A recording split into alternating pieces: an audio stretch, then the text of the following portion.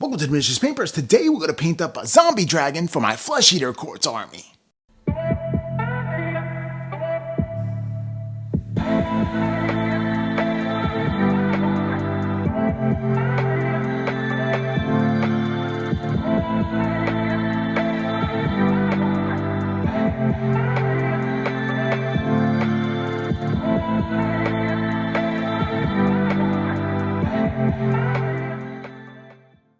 What's up, Miniatures Paintbrush Legion? This is Rob, your host, and here I'm going to tell you this is an exciting one for me because it has been 3 years of me staring at the Flesh Eater Quartz Start Collecting box, looking at the Terrorgeist and the Zombie Dragon and saying, well, I'm not skillful enough to do that. Well, I finally got the confidence after 3 years of miniature painting and awesome people in the community to encourage me to actually paint one up. Now I'm happy to bring this to you. So let's go down to Table Town. Hello and welcome back. So I pre-assembled the core of the zombie dragon, and what I'm doing is I'm pre-drilling and then finally drilling a hole out so I can attach a magnet to the seat, just in case I wanted to put a vampire lord on this zombie dragon, and it's going to be magnetized so I can do that Soul Blight army if I so choose to. Here's a hot tip. If you want to hold this like seahorse looking thing, putting 2 bottles of STYNYLREZ does well. It's like the perfect height. Time for some olive green. And what I'm going to do here is I'm going to put it into like patches where I'm doing one little bit and then leaving a space of the black and then going into another little bit with that olive green and just separating the values of it, actually causing some contrast within there, which is thematic to my entire zombie army. Alright, so next up I'm doing the legs. Notice that in the core piece itself there's not really anything I can attach it to, while on the legs I can have pill bottles to attach it to, so it's a little bit non-standard for me. Next, some neutral yellow STYNYLREZ primer. I do like that it creates that gradient, that glow effect, so I actually use that, again, thematic with my army.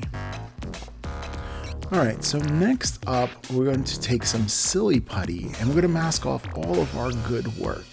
I'm using a tool there, a clay shaping tool, in order to just push the silly putty into the recesses. I love using silly putty as a mask because it does a really phenomenal job of conforming to really irregular surfaces. Now here you're going to want to take your time. In fact, with all the masking, you want to take your time. And things like bleeding through is an issue, as well as missing a part where it looks absolutely awful if you do any of those things. So take your time. All right, time to do the spine in bone white. Whenever, and I mean whenever, I can spray white onto a miniature instead of doing it by hand, I will do so. I do not like the way that you have to paint on white, and it's just a dream to do with an airbrush. So if you can mask it, I highly recommend that you do mask off any areas that are going to be predominantly bone, if it's possible, if it's feasible. If it's going to take you an absorbent amount of time, then don't bother. All right, time for the reveal. It's my favorite part of the masking. Also the most dreaded part, because here's where you can see if you actually made a mistake or you did well. So luckily I did well with this one. And next up, what we're going to do is we're going to analyze and look over the piece so we then can finish it off with some black ink and some black Vallejo model color. I find that Vallejo model color, although I do love the color of it, it's like a really jet black, not a blue black, and very super matte, tends to dry quickly on my brushes. Does anyone else notice this? Or is it just me?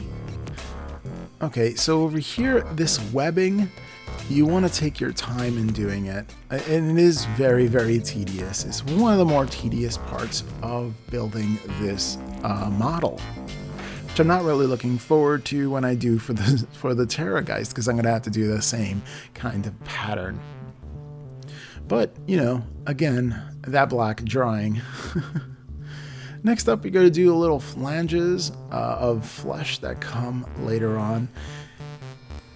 Right down here, and later on I'm going to show you why I just like playing with paint. See how I do little designs on it? I know the whole thing is going to be black, but just taking a look of how that might look and how it might play out later. It's one of those ideas where you kind of put a pin in it and save it for later. Alright, time for some Evil Sunz Scarlet. I'm going to glaze technique, and while this is glazing, I want to talk a little bit about what the zombie dragon is. The Royal Zombie Dragons.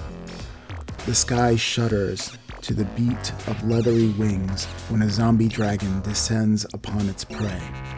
As the stench of the beast washes over the enemy, the air becomes chill, for the aura of death around the undead dragon is strong. Its eye sockets glimmer with what appears to be ghostly intelligence. Yet, this is but an illusion created by the vast quantities of dark energy used to animate such a creature. And it is raw amethyst magic that emanates from the monster's skull. Only the strongest wielders of necromantic power can command these creatures, and without their will, the beast will be rendered inert once more. The darkness that animates a zombie dragon is never more evident than when it expels breath, spewing it forth in coiling clouds of pestilent death magic. This killing miasma weathers flesh and corrodes the soul, instantly sapping the life from living beings. And in its wake are left husks where once soldiers stood. This is all they have about the zombie dragon within the Death Battle Tome Flesh Eater Courts. But there's not much to the zombie dragons, other than they're just literally resurrected, powerful dragons that once were something else, I would think. I mean, possibly they were full dragons, and they had died, and these are the corpse and remnants that were resurrected. Okay, now, time for some MEPHISTON Red. Alright, I wanted to keep the same kind of limited color palette so this way I don't confuse the eye. This is something that I learned from my last exercise when I severely limited my color palette so that it would include just 3 colors in black as a response to a challenge issued forth by another YouTuber. Although I despised how that miniature came out, I did learn a lot from it, so in order not to confuse this piece and I'll have it harmonious with the rest of my army, I limited my color palette. So whenever I wanted to use red, it was always MEPHISTON Red, with very few variations. Okay, time for masking as well here. Again, these are areas in which I'm going to paint a bone color. Now, I avoid, once again, painting by hand any kind of white wherever I possibly can. So taking these steps to really take, well, additional time in order to mask for the end result, for me, is worth it. You may choose to paint on your white, and that's your prerogative. So don't feel limited because of my desire to want to airbrush bone white. So here's the bone white. I'm going to see how quickly and easily it really just brings up the transition. Plus it's almost of a zenithal. If I can leave some of the black behind, I do, separating each bone, and I love the way that comes out. Couldn't be easier when it came to the toenails here, just bringing up that transition. And there's a lot of things I could play with when it comes to that.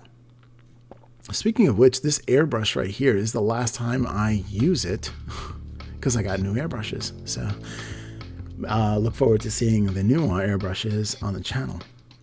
All right, there it is, the most harrowing yet rewarding experience when it comes to masking, the reveal. Tan tan tan. I love Silly Putty. I really do. Ever since I found it as a masking agent, I was just so tickled pink that I never stopped using it. It's pretty amazing. Alrighty, so time for some freehand. And if you want to see a full video on freehand, I'm going to link it straight up here. But it suffice to say, in this longer kind of tutorial, I wanted to shorten it up. So I'll just go into sketching the item and several versions of that, and then finally going through and selecting the version in which I like. It's always better to do some kind of even simple freehand when you have a plan instead of willy-nilly and then making possibly a mistake or something you would regret onto the miniature itself. Alright, so here it is. I have a plan. I know what I'm going to do. So I'm just going to draw out using my paintbrush and using black ink as well as Vallejo model color. Again, I'm noticing that my Vallejo model color is drying quickly on my brush. And I wonder why that is. I wonder if anybody else is experiencing that as well. Alright. So having those cracks onto there, the inspiration comes from Venom, which is a symbiote costume. Actually, a gun from Secret Wars, if you want to get technical here, for the comic books. And, you know, Spider-Man actually got it. It was the alien being. And then, you know, Braddock got it next. And liked Braddock more. So it's interesting. And the movie that came out, it was okay, I guess. Seemed a little bit odd. Well, there it is. Having that black kind of like seep through the final freehand for those toenails. And then I'm just gonna like let it leak up in the bone areas as well, just like playing around with it. Okay, time for some CARROBURG Crimson. The MEPHISTON Red, as matte and lovely as it is, lacks definition. So CARROBURG Crimson is going to make it darker and really bring out all the little details in the crevices, especially when it comes to washes, it wants to gather up and pull into the recesses. And so I'm darkening up the recesses as well as trying to paint some CARROBURG Crimson on all the exposed muscle areas that I painted on MEPHISTON Red. Okay, time for hand painting white. Yes, see, I do it too. It's just if I can't avoid it, I will. And this just happens to be a little bit that I neglected when I masked off the first time. Okay, now I'm doing TAMIYA clear red. And I'm putting it in there, giving it a really glossy look when it comes to the bone. Now, I have alcohol in the back, isopropyl alcohol, to thin it out. So I just try to play around with both of that. The clear red as well as the alcohol. Now, you can do blood for the blood god in this step if you want to. There is a lot of different clear reds that you can do. I just happen to have TAMIYA clear red, so this is what I'm going to use. And that gives that beautiful non-matte glossy sheen that I really love. Alright, next up, some bone white, giving that limited color palette. I'm just going to get that head piece right there, that skull. Really want that to come out as smoothly as I possibly can. So yeah, airbrush, absolutely 100% all the way. Alright, once that is done, it looks really good. Now I do have some dripping kind of flesh there that I'm going to hand paint. Alright, time for the rib cage. And I guess the shoulder blade, which also has some webbing on the top that I'm going to need to hand paint as well. As tedious it may be, put in the time now, you won't regret it later. The rib cage is interesting. I love the way that it covers over, and this way it kind of layers the 3D effect of what's going on underneath. In other words, the rib cages cover the body, so all the other transitions we did kind of just looks layered. Okay, so time to bring up these horns, and I have a video dedicated to this process right here that's a bit longer, so if you want to see details on how I do the brown bone blends, you can see that, and I'm going to put it up. I guess I could put it right here. Yeah, so brown bone blends. Actually, I'm going to hold off to the next part of the video here. And the next part of the video is doing some more freehand. That's right. So I settled on this freehand here for that one. Again, another video that I did for freehand. You can check that out. All right, so there it is. I did cracks where I did the freehand, and I just wanted to do some kind of design. I wanted it to be simple. So again, playing with paint over here, just trying to get all the details in. I wanted to do some kind of design. I wanted to cover that crack that I had in the middle when I joined those two pieces, and I didn't want to do it with paint. Plus it was like a wide open space, kind of boring. I wanted to add an element to it. So here it is, the freehand. And freehand is not my forte, but the more I practice it, the better I get at it. So, and that goes with anything really. So me practicing my freehand, wherever I see a flat area, it's gonna get some freehand. I don't know how well it's gonna come out, but it's gonna come out. Let's just put it that way. All right, I'm gonna continue to do the webbing on the top, that dead necrotic black flesh. And a lot of people see this first. They don't really see the green undershade within that I did there. So people, you know, tell me that, wow, it's a black and white paint job. It's like, look closer and you got to see the green there. All right, I want to paint in some of that brown into the edges of the bone, just purposely, instead of like a straight wash. What I'm doing is I'm purposely putting washes on the edge and creating like a rim of brown where the bones meet in order to separate one bone from the next bone. Really gives it a nice separation. If you can't do it with this, then of course you can go and blackline it or however you want to. I just kind of like the sepia in order to separate those bones. It's really effective. Okay, so next up we have some black and more webbing. More webbing. There's so much on this model, which is cool. I mean, it is what it is. But, you know, black is a super easy color to paint. I'd rather paint the black in instead of painting the white bones. So, you know, it's so worth it to be able to paint it this way. You do need to be careful because black covers over white really easy. So you can see me taking my time when painting those webbings in. Now time for the skull as well.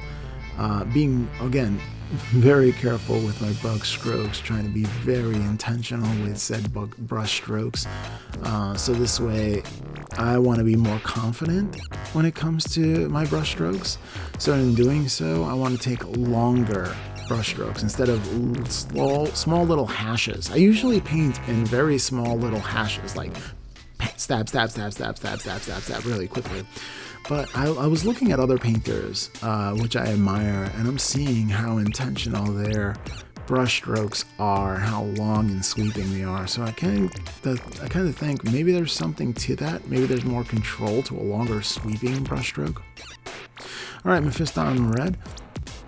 Going into the jaw there, and you know, I didn't know that half of that stuff's gonna get covered, but you know what? I didn't care. I wanted to paint it through just in case you looked at it at any angle, you saw the MEPHISTON red come and poke its way through the innards there, and only because it just really does look like muscle. Joining those two, it is muscle. Absolutely. So yeah, I wanted to paint it just like all the other muscle within the entire miniature. Again, keeping it thematic. And in order to do so, that means MEPHISTON red paired with some CARROBURG crimson, and then finally TAMIYA clear. Those are the three. Another thing that I wanted to do with the CARROBURG crimson is I wanted to do the gums. In other words, I just wanted to tint it very lightly. I didn't want it to be too pronounced, but I do want to separate the teeth from the skull. So I figured since I have the CARROBURG crimson out and it's red, just go to town. So that's what I did. And I painted through it.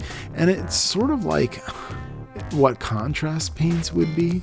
That'd be a good alternative to doing this this way. Only because my shades are drying, and as they're drying, they're getting thicker and thicker and thicker. And it's covering more like a contrast paint would anyway, like it's tinting the actual surface. So it's interesting as you watch your shades kind of like dry and get thicker. Alrighty, so next up, that came out pretty well. just gonna go on to and I want to do the innards as well. I don't want to leave any area gray, and he has an open mouth, so I want to make sure that all the innards of the mouth are actually painted. And I'm literally painting with CARROBURG crimson, because if you just leave it on, it actually tints again, just like contrast paints would. So just get it all into the mouth right there. A lot of people don't notice it, but if you look closely, you can see it. It's a different color. My clear red is next, just getting that gloss sheen to it. You're gonna see me just play around with it with that alcohol. It's important to dilute it with either thinner or alcohol. Next up, some Vallejo metal color steel, and then a gold metal color in order to do these chains. And I just put kind of mix those colors in like a goldish steel. I don't know. I was just playing with the paint, putting them together and see what came up with what.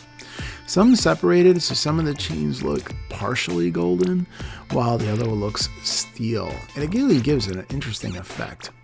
All right, time for some Vallejo metal color gold straight. And I'm just doing that pendant that's coming down right there. The hook pendant right there. So getting that in gold. And, you know, later on I put different layers on it. You kind of want to layer your metal colors. You know, you just don't want to throw it on there and that's it. You want to do highlights and you want to do shadow casting as well with all your metallic colors. All right, some copper, just get the Trinity right here. And some bone white Vallejo Game Air. This is an interesting combination right there.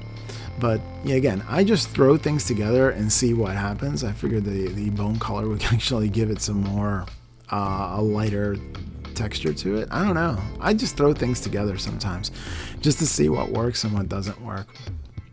All right. Vallejo model color gold. When you have that bronze color, I like to highlight it with a gold.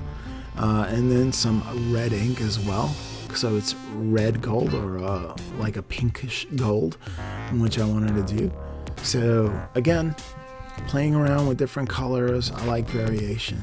Time for some cold gray, and I put the cold gray onto the skull since I'm hand painting the bone. So stepping it up from that gray all the way up to bone white makes painting a little bit easier. Now here's where I do a little bit of wet blending onto the bones, onto the skulls, and just again playing around with shadow and going back and forth and learning some wet blending, some new techniques, just you know, getting more comfortable with them. All right, cold gray is next, and I put cold gray onto the eyes. And then I wanted to bring that up. I wanted to bring the color up and just do some kind of like CARROBURG crimson, but it's not. It's ink. I think it's like red ink that I would do that. It's just in a glazing faction. So this way I see the gold brazers and some Evil Sun Scarlets in the middle. It's just the way it looks like the eyes are actually glowing. So you have that. Whenever you want to do a glowing eye, especially a small one like that, you want to do that glaze, right? You want to do that glaze around the eye, and you want to do it a different color than the actual center of the eye. Evil Sun Scarlet is so bright, where the other red is kind of muted. It gives it that real glowing effect. Also do so on the other side with all the bronze, actually. And it looks really, it's really effective when you do that, when you just give a wash around the eye and then hit it in the middle with something super bright. It makes it seem like the item in the middle is glowing. And that's exactly the effect I wanted to go for. I'm really happy with the effect and how it came out. You see it really like just shine through right there. All right, some pale burnt metal. And yeah, I'm just doing a very light dry brush. Next up, some ivory black, some Winton oil colors from Winsor & Newton. And using oil washes itself are a little bit of a pain because you have to break down the oil into some mineral spirits. But once you got it down and effective to use and you put it over things, it's amazing because the oil washes itself, they're a little bit glossy. It really works well with metal colors for that, because since it's glossy and it reflects, the characteristic of metallic paint is that it reflects. That's the whole point of putting metallic paints onto it. So never put your very matte shades onto metallic paint. SERAPHIM Sepia, and here it is. Here is the video where I do the triple B's, the brown bone, all right? The beastly brown bone. And I get into depth with another video, and I'm gonna put that video right here so you can see it. But essentially, the idea here is that you slowly bring it up with some SERAPHIM Sepia, doing successive layers upon layers upon layers upon layers upon layers, and it just really gives it that really great bone effect, that brown kind of faded bone effect that you can do, and it's super easy to do if you wanted to do it right there. Pretty cool stuff. And it's a technique that's not isolated to just SERAPHIM Sepia. You can actually take any of the Citadel shades and over white or a lighter color, give this kind of transition. And it's definitely an effective tool to use in your miniature painting toolbox. Oh, there it is, looking nice and smooth. Those beastly bones, those horns for days. I was really happy the way they came out, and really proud of myself when it came out, and how easy it was. It was amazing.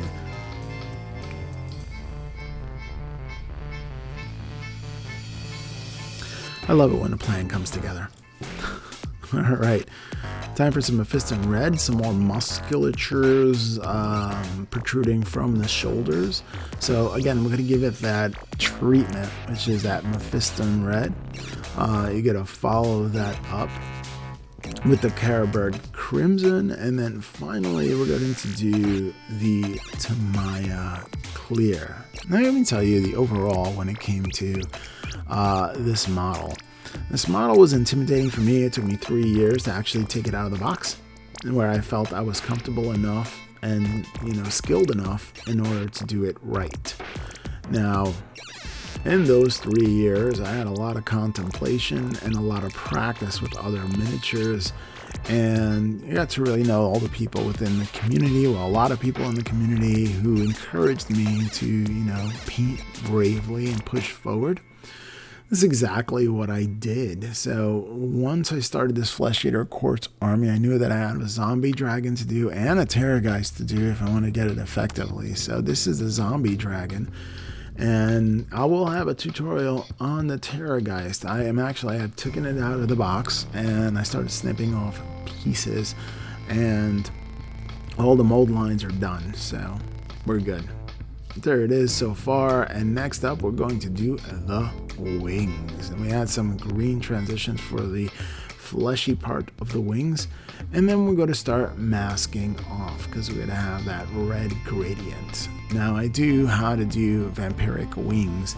It's very similar to what we're doing right here, but only on a very larger type of scale. Whenever you do something on a larger type of scale, it usually takes a little bit more time in order to actually get it completely done. So always build that time into when you want to do your build, like you realize, okay, so I'm going to take my time. It's going to take longer. All right, so time for doing my vampiric wings on a larger scale here. Fun to do, actually fun to do, because it's a lot more forgiving. Since it has more surface area, I don't have to be as careful as if I'm doing it on a very smaller model. So bigger models are fun in that aspect, where you can do sweeping motions and get it done. So you can check my video on how to do vampiric wings as well if you'd like to.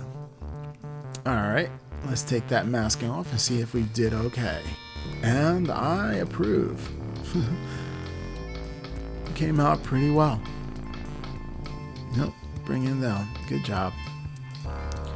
Alrighty, so now I decided to do a form of torture. That's the only way I can say it. Now, in order to avoid painting white onto the bones protrusions, I wanted to, and I did actually for one wing, successfully wanted to mask off That's right, I gave you some time to let that settle in. Mask off the entire inside of those transitions just to leave the bony protrusions outside, which it took 8 hours. It's not time effective in the long run, so actually I do not recommend it.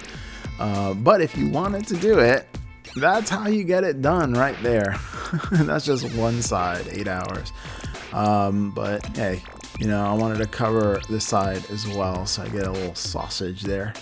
And I kind of cut it, and then I apply it onto the side, so this way there is no overspray. Okay, so time for that bone white, and I sprayed it. Now, actually masking took about, literally about 8 hours, but, you know, painting time, it just flew by. Like, I painted this thing in just minutes, done, you know? So it was actually really cool to see that. But again, 8 hours of masking is just not acceptable to me. So, you know, I really didn't I didn't do that for the next wing. I'll show you what I did for the next wing. All right, next up, a transition, and that's the black transition that we're going to do there. We're going to have the wings or the model transition from that bony to that black and have that thematic kind of like that venom kind of black symbiote creeping up throughout the wings, as well as, you know, various areas of the body. So, you know, anything that's bone might be subjected to getting that kind of like creeping black symbiote stuff coming out. I don't know how else to explain it, really. All right, let's see what 8 hours of masking brings you, and how it actually looks in the end. Having it there for that long, it made all the silly putty kind of stick. So there it is, a little rough on the edges. I'm gonna have to clean that up, but you know, effectively done. Okay, the other side, I did more of the same. When you were recessed though, it took a lot more effort than when it came out like this. Like, it was a lot easier to get it done this way. But I get it done nonetheless. Again, spraying it. Now, I don't have anything like pill bottles to put this in. So instead of pill bottles, I just held on to the miniature using my gloves. Now, it's really careful that your hands dry so you're not touching areas of the miniature and spreading the paint to areas you don't want the paint in.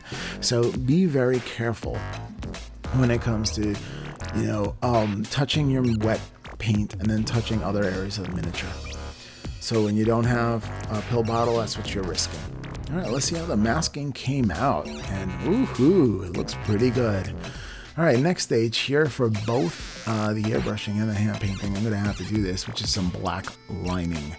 Black lining is kind of tricky. I steady my hand by laying my hand down on the table and then laying the other hand across it. So this way I can limit my movement. Control comes in when you limit your movement, because if your hand's willy-nilly going everywhere, it's harder to control. But if you limit the movement, that means all you have to do is be concerned about a limited range of motion in order to, you know, control and keep steady. Okay, some VANDYKE brown, some oil washes again. Winsor & Newton.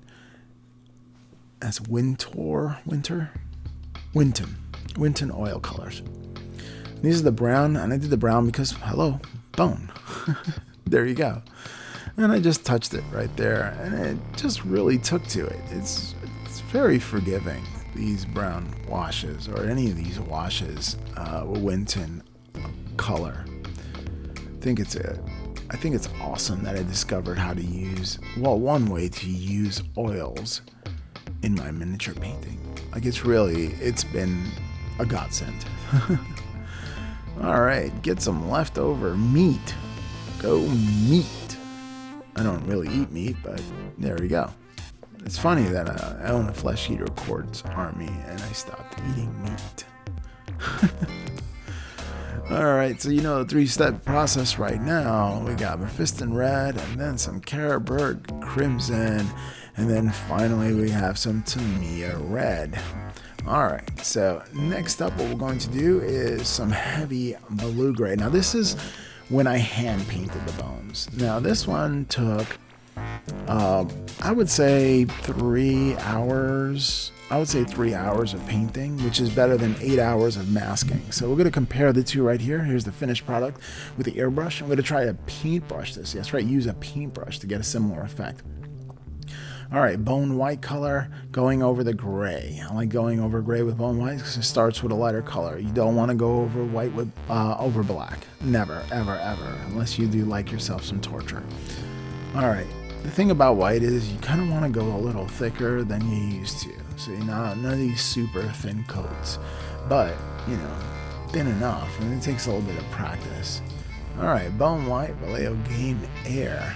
The game color of bone seemed a little bit on the dark range, so, and for some reason the air color seems a little lighter. So what I'm going to do is give it another coat of Vallejo Air color. Alright, so next up we're going to go black, and what we're going to do is going to bring that black up from the tips, going on to those dots where I see. We'll just bring that up, and once we do that, then what we're going to do is add that venom type of look to it just by putting some dots, connecting some dots, like almost like if the black is splashing up the bone, and I think that's a cool effect. So that's what I try to go for throughout the miniature. So again, looking at the miniature from afar, yeah, it's cool, but looking at it closely reveals some of that freehand that I did. It really, I feel it sets it apart. It sets it apart from other miniatures like that because the inspiration, because of the individual dots that I put in there, the stippling, just adds a separate different character to it. It's just a lot of fun. It really was fun. When I discovered I can do that on the wings, I was like, man, that's kind of cool. It's kind of different. And that's always what I shoot for when it comes to these miniatures. Try to do something unique, something that hasn't been done before, which is very rare, of course. Alrighty, so we're getting into some more MEPHISTON red.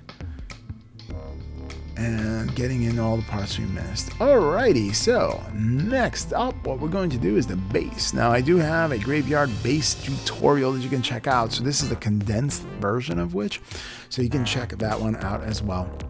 But suffice to say that I took some Reaper miniature from Reaper Bones 4 Kickstarter.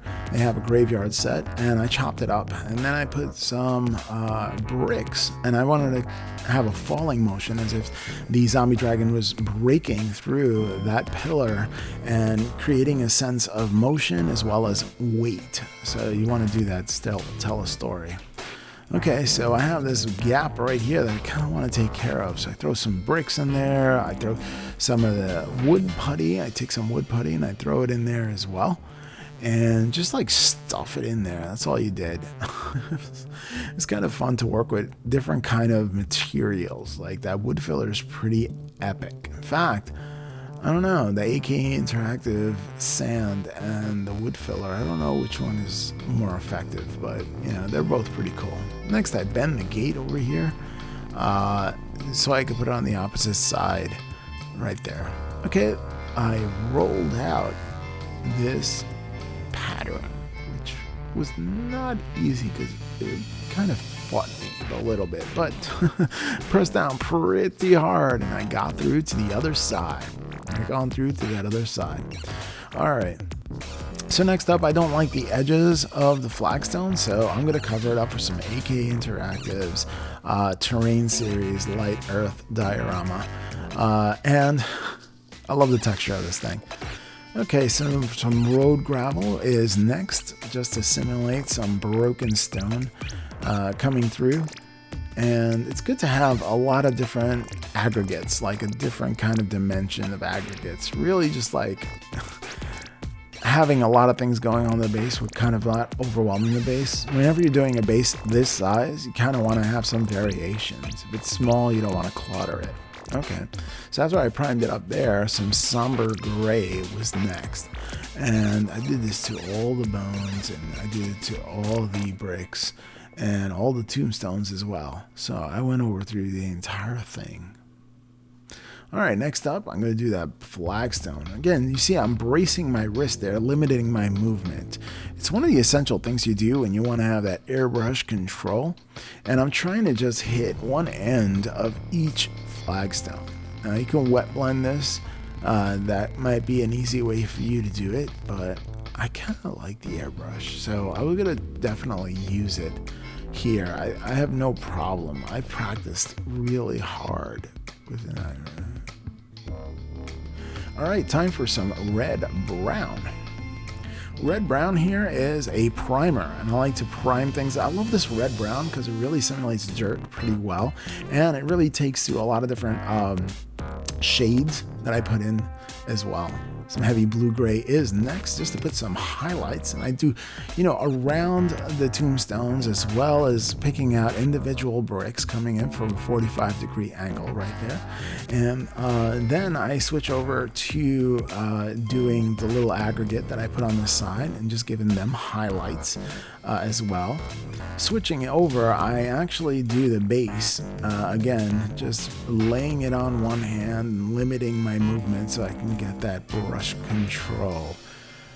Next up, what I'm going to do is brown number 2, and this is a wash variant, and just like a glaze, a quick glaze over it. It kind of simulates like dust coming over into the rocks. It really gives it some flavor to the miniature. And I hit the brown dirt as well, just to add varying color in there. A little touch that a lot of people don't realize that really works well. Some bone white now, and all the little random bones that I put, skulls that I put in the base.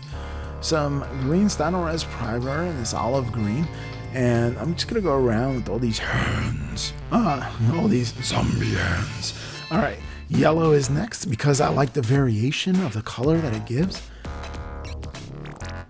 That yellow, again, giving a thematic to the zombie dragon and the rest of my army. Red brown STYNYLREZ primer, I like it self-leveling, and I wanted to hit this just the shadow portions of the bone with that. Again, playing with paint, doing something a little bit different.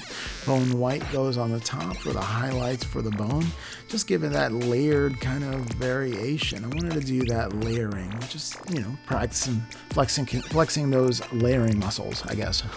Brown too, again, I'm just going to go right around and glaze everything just to tie it all together. It did a good job on the base, so it might as well do a good job on the hands itself. Alright, steel, Vallejo metal color. Can there be any other? No, there cannot at this moment in time. The pigment is so finely ground, it is the best you can get. Alright, pale burnt metal is next. I'm going to do some highlights on that steel. Just trying to give that non-metallic metal look with a metallic paints. So that's an interesting thing. Alrighty. Next up, some dry rust, and these are game effects. If you ever tried dry rust, it's absolutely phenomenal. I really do love the dry rust, or even all the Vallejo effects series. I think they really did a great job at creating these effects, because that really does look like rust. Okay, next up, gotta put some hands, some zombie hands onto the base, and I put some more in once I put the zombie dragon onto the footprint right there, but right now I just wanted to get some of the major areas. Black STYNYLREZ primer for that base, again cupping the wrist right there just to keep a steady hand. Not the last step here. Usually this is the last step, but after I'm done here, I'm like, oh wait a second, I could have done some other things, and I go back. So I don't redo the base there because all the other steps does not affect it. That's the one thing about a good base, man. Like a big base, you have some room, Some autumn 4mm WWS scenery manufactured tufts that I gotta put in there. There's a lot of different tuft companies. WWS seems to be the most reasonably priced at this moment. ATHONIAN camo shades, because you never just want to put a tuft onto your base and leave it that way. You gotta have to paint everything. Anything you put on the base has to be painted. And the reason why is it kind of ties everything together. If not, it's gonna read as fake. Like it's gonna look like a tuft that you kind of just stuck there, as opposed to a part of the base, something living in the base that grew on. I'm gonna take some of that ATHONIAN camo shade and just throw it onto the ground, only because the light from the bushes itself will be reflected. So I just want to give that a feeling of a reflected light coming from those green bushes. Ivory Black WINTON Oil Color from Winsor & Newton is next. And oil washes are absolutely amazing, hands down, period. If you have not tried an oil wash, you should try an oil wash. It really does do a really fantastic job at getting into all the recesses, and just the recesses, not anything else. So normally I'm going to do that onto different areas of the model. Then of course I'm going to do it to the flagstones just to reinforce the contrast. I like the flagstones the way it is, but I really want to reinforce the contrast there. So having that black in between the flagstones really helps. And it's super easy when it comes to using the oil color because it's super forgiving. And if you make a mistake, you just take some mineral oil and you wash it away. Alright, so next up is to put the zombie dragon on to the base. And this is the last step right here. I love it. We've gotten to this point of the miniature where I can see the goal in sight. And I get super excited. Like even here, I'm like giddy. I'm like, it's taken me a month to do this miniature. And finally, I could put it into place. So I stick it down. And I'm like, yeah, this is so cool. Everything is coming together. And stick that down as well. I didn't chip the paint, which is great. And then I make a rookie mistake. That's all right. I just put it right back on again. Yeah, I got too excited. Time for the pictures.